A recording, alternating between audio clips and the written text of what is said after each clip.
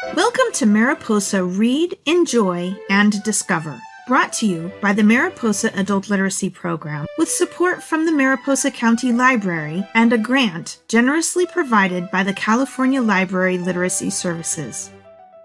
This program has received generous support from KRYZ Radio for broadcasting Mariposa Read and Mountain Misses Creative Space for the use of their recording studio and editing software. The Adult Literacy Program is available to individuals 18 years of age and older. It is a free and confidential service to help adults reach their literacy goals, such as citizenship, high school diploma, and employment opportunities. For more information, contact the Mariposa County Library at 209-966-2140 or email Mariposa Read, that's READ, at gmail.com.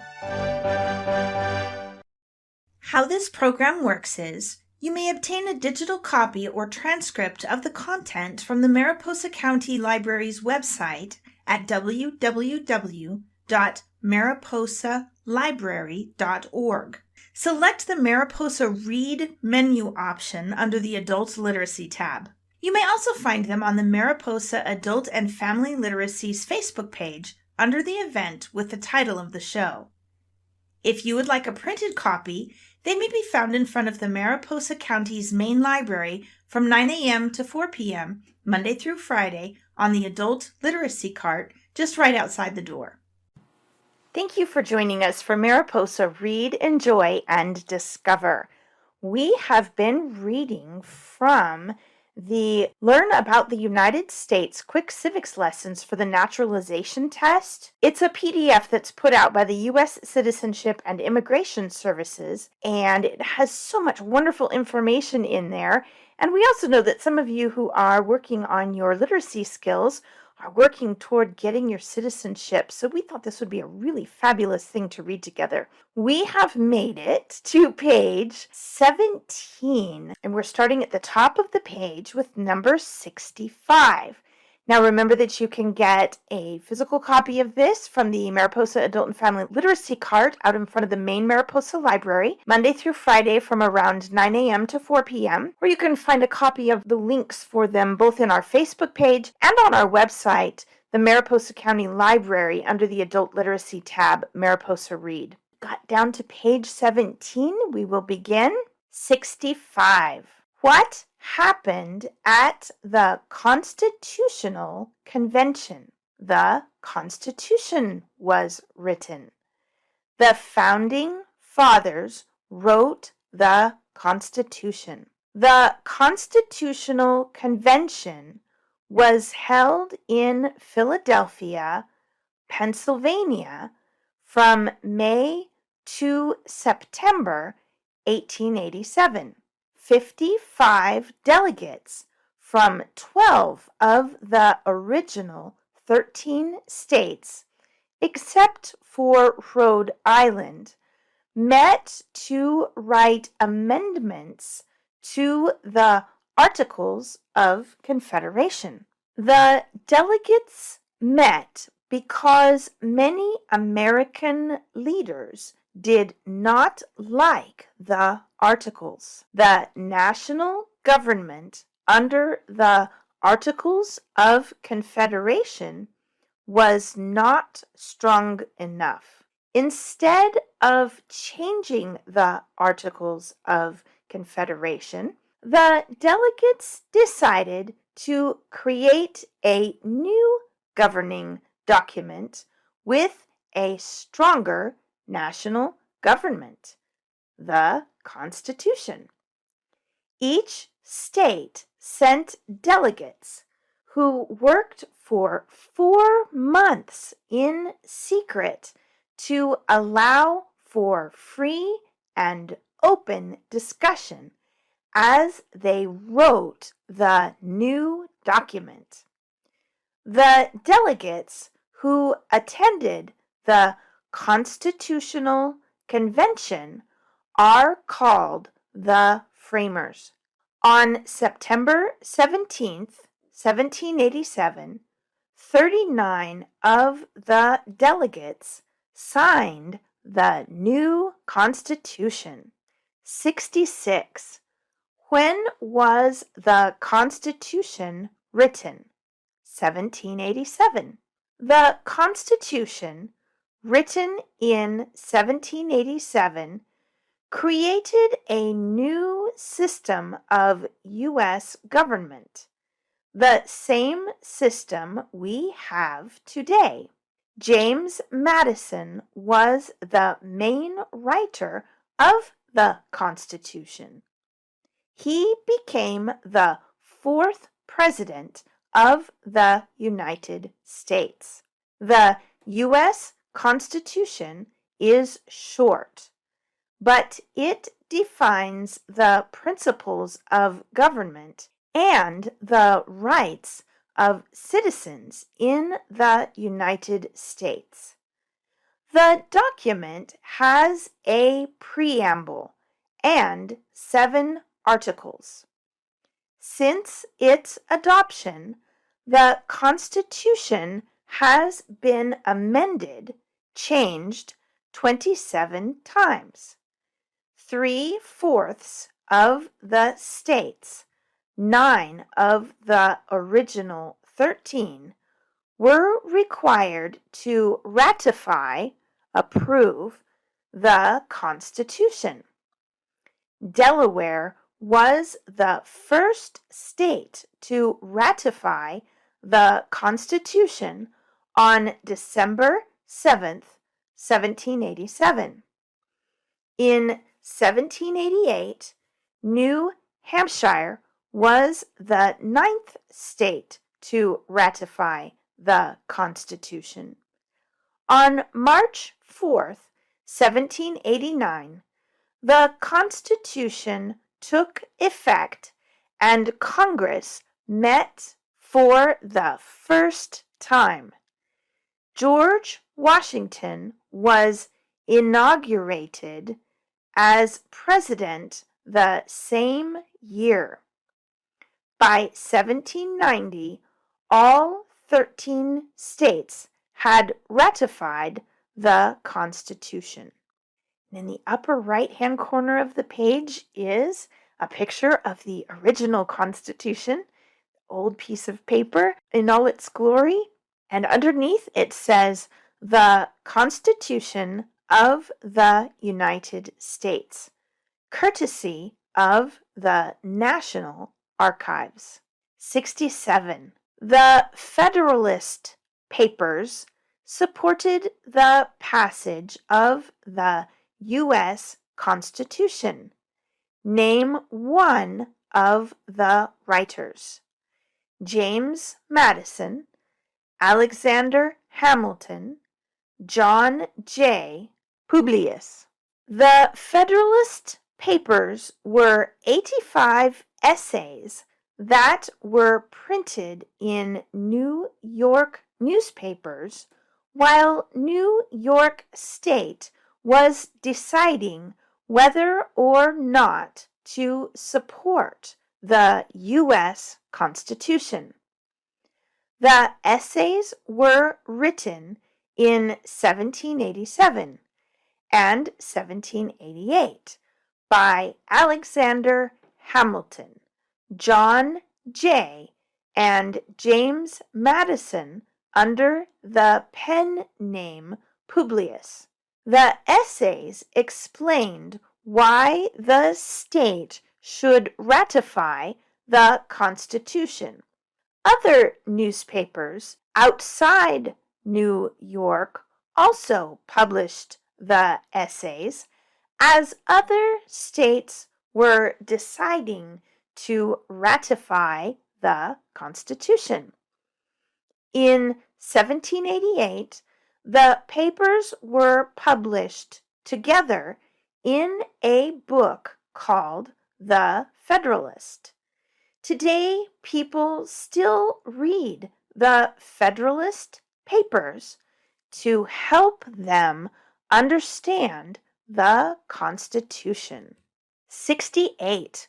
What is one thing Benjamin Franklin is famous for? U.S. diplomat. Oldest member of the Constitutional Convention. First Postmaster General of the United States. Writer of Poor Richard's Almanac. Started the first free libraries. Benjamin Franklin was one of the most influential founding fathers of the United States. He was the oldest delegate to the Constitutional Convention and one of the signers of the U.S. Constitution. He was a printer, author, politician, diplomat, and inventor. By his mid-20s, he was an accomplished printer, and he began writing books and papers. Franklin's most famous publication was Poor Richard's Almanac. He also organized America's first library. Its members loaned books to one another. He was very active in colonial politics. He also visited England and France many times as a U.S. diplomat. In 1775, the Second Continental Congress appointed Franklin the first Postmaster General. 69. Who is the father of our country? George Washington. George Washington is called the father of our country. He was the first American president. Before that, he was a brave general who led the Continental Army to victory over Great Britain during the American Revolutionary War. After his victory over the British Army, Washington retired to his farm in Virginia named Mount Vernon. He left retirement to help create the new country's system of government. He presided over the Constitutional Convention in Philadelphia in 1787. 70. Who was the first president? George Washington. George Washington was the first president of the United States. He began his first term in 1789. He served for a second term beginning in 1793. Washington played an important role in forming the new nation and encouraged Americans to unite. He also helped define the American presidency. He voluntarily resigned from the presidency after 2 terms. He set an example for future leaders in his own country and the world by voluntarily giving up power. The tradition of a president serving no more than 2 terms continued in the United States until Franklin D. Roosevelt, who was elected to office 4 times, 1933 to 1945. The 22nd Amendment to the Constitution, passed in 1947, now limits presidents to 2 terms. B. 1800s. 71. What territory did the United States buy from France in 1803? The Louisiana Territory, Louisiana. The Louisiana Territory was a large area west of the Mississippi River. It was 828,000 square miles. In 1803, the United States bought the Louisiana Territory from France for $15 million.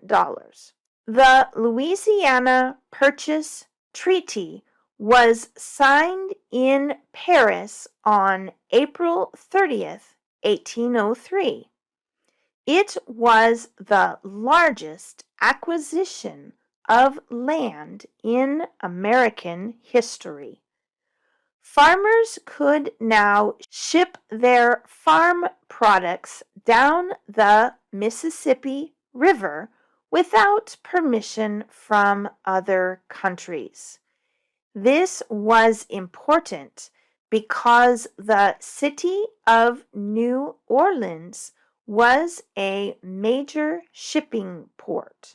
The Louisiana Purchase doubled the size of the United States and expanded it westward.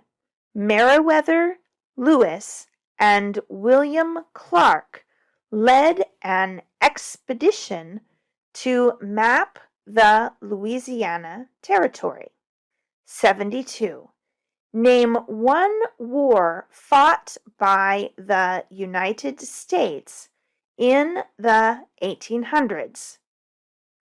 War of 1812, Mexican-American War, Civil War, Spanish-American War.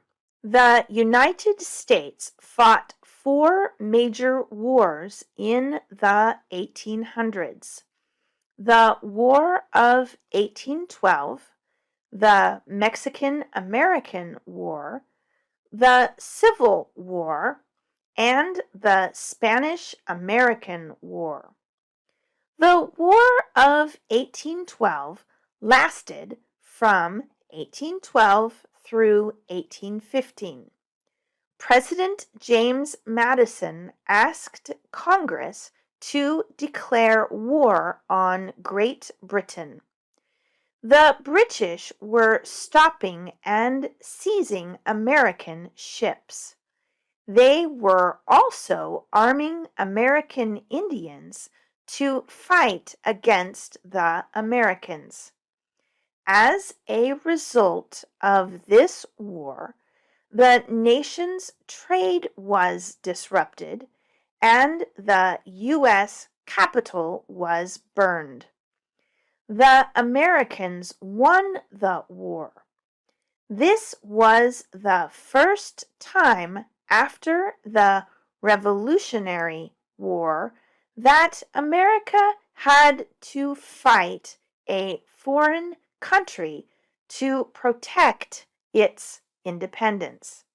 The Mexican-American War was a conflict between Mexico and America. The war began in Texas in 1846.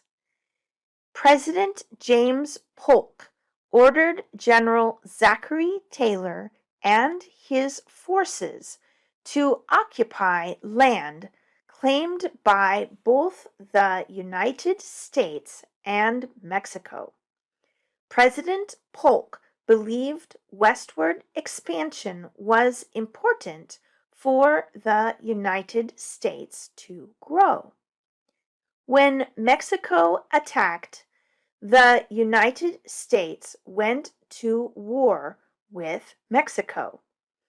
When the war ended in February 1848, the United States and Mexico signed the Treaty of Guadalupe Hidalgo. This treaty gave Texas to the United States and extended the boundaries of the United States west to the Pacific Ocean. In the Civil War, the people of the United States fought against each other. Americans in the northern states fought to support the federal government, the Union, against Americans from the southern states. The southern states were trying to separate themselves to form a new nation, the Confederate States of America, the Confederacy. The war lasted from 1861 to 1865, when the Confederate Army surrendered to the Union Army. Many lives were lost in the American Civil War. In 1898, the United States fought Spain in the Spanish-American War. The United States wanted to help Cuba become independent from Spain because the United States had economic interests in Cuba. The war began when a U.S. battleship was sunk near Cuba. Many Americans believed it was the Spanish who attacked the ship. For this reason, America went to war with Spain. By the end of 1898, the war was over with a victory for the United States. Cuba had its independence, and Guam, Puerto Rico, and the Philippines became territories of the United States. 73. Name the U.S. war between the North and the South. The Civil War. The war between the states. The American Civil War was also known as the War between the States. It was a war between the people in the northern states and those in the southern states. And above that, there's a picture, and it says below, Civil War soldiers with cannon and caisson, Fort C.F. Smith, Company L, 2nd New York Artillery, courtesy of the Library of Congress. And then there's the identification number after.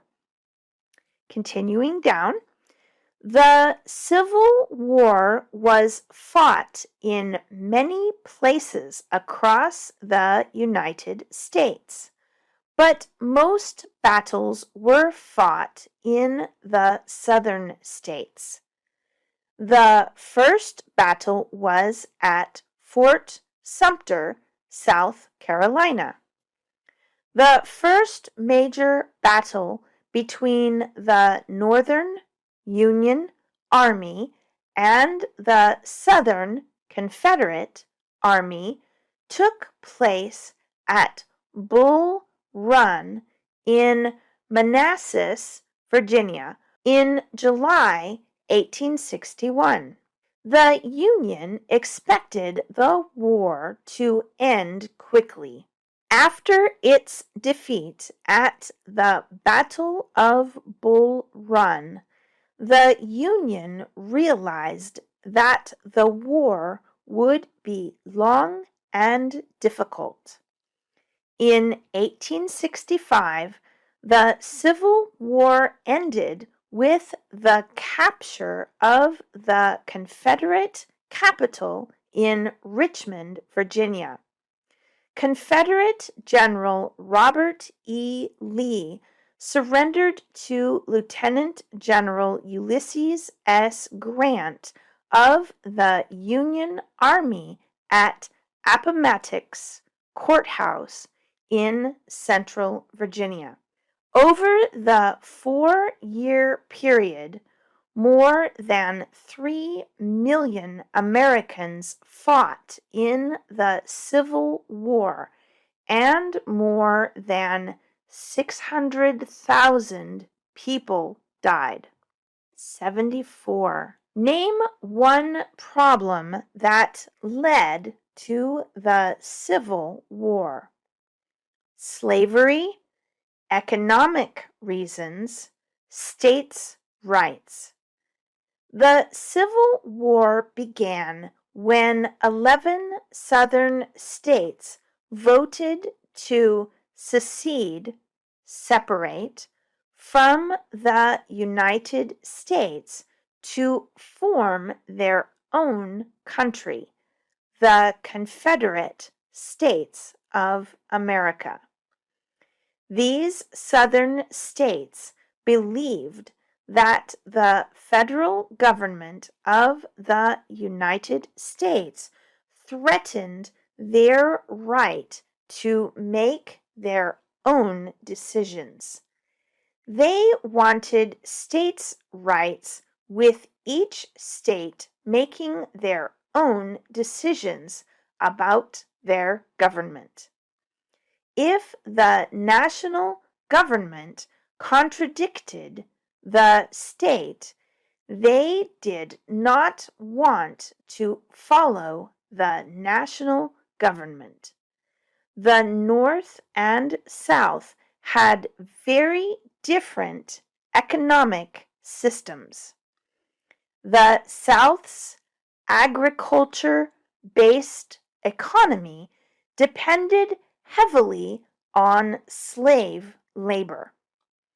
The Southern states feared that the United States government would end slavery. The Southern states believed that this would hurt their economic and political independence. The economy of the Northern states was more industrial and did not depend on slavery. The Northern states fought to keep all the United States together in the Union. They tried to stop the Southern states from separating into a new Confederate nation. There were also many people in the North who wanted to end slavery. These differences led to the American Civil War, which lasted from 1861 until 1865.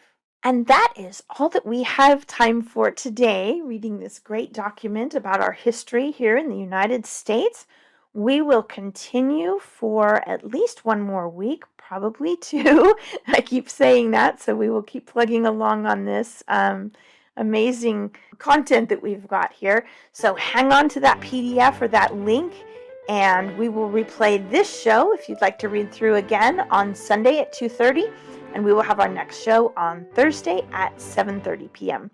We hope that you'll join us. We would like to very much thank KRYZ Radio for airing this show and for their support of the Mariposa Adult and Family Literacy Program, and for this show, Mariposa Read, Enjoy, and Discover.